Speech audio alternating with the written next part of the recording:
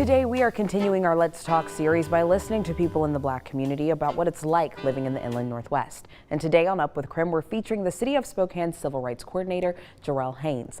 Now, for more on our Let's Talk series, or to even hear previous conversations, all you have to do is text the word TALK to 509-448-2000.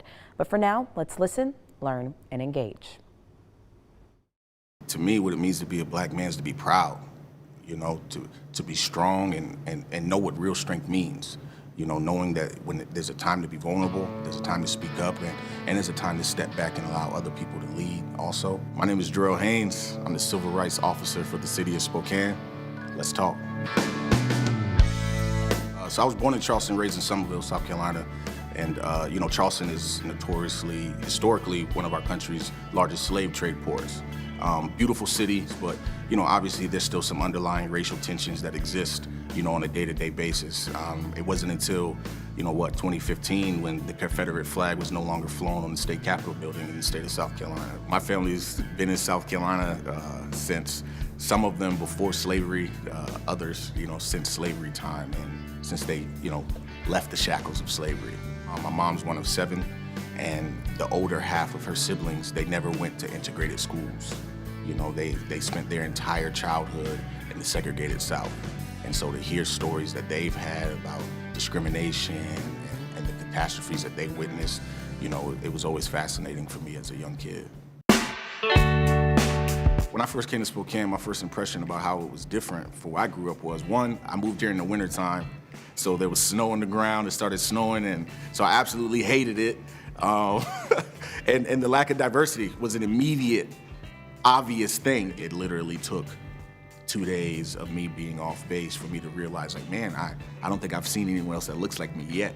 You get received really well by a lot of people, because I think there's a lot of well-intentioned people here in Spokane, but then, there's some of those, underlying microaggressions, we like to call them, that happen on a day-to-day basis also. But once I really started to get really involved in Spokane, I was still in the military, but I was transitioning out, I was on the school board. I made the conscious decision to just be my true, authentic self.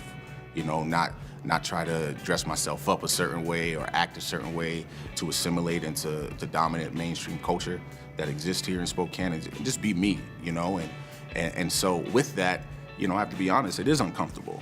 A lot of those rooms that I walked into, I was the only black person there. I was oftentimes the youngest person, and I would dress different than everybody else. I speak different, I talk different. Everything about me was so drastically different. Internally, I was always second guessing it. I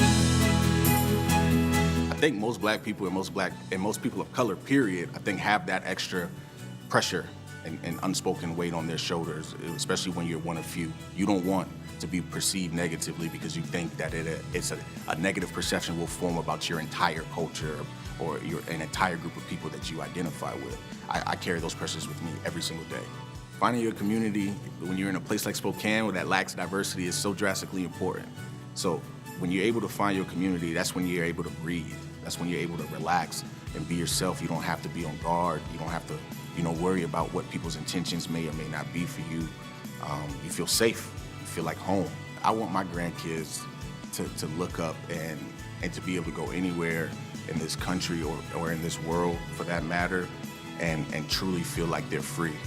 And feel like there's not a room that they can't walk into and be comfortable and be their true, authentic selves every single step of the way.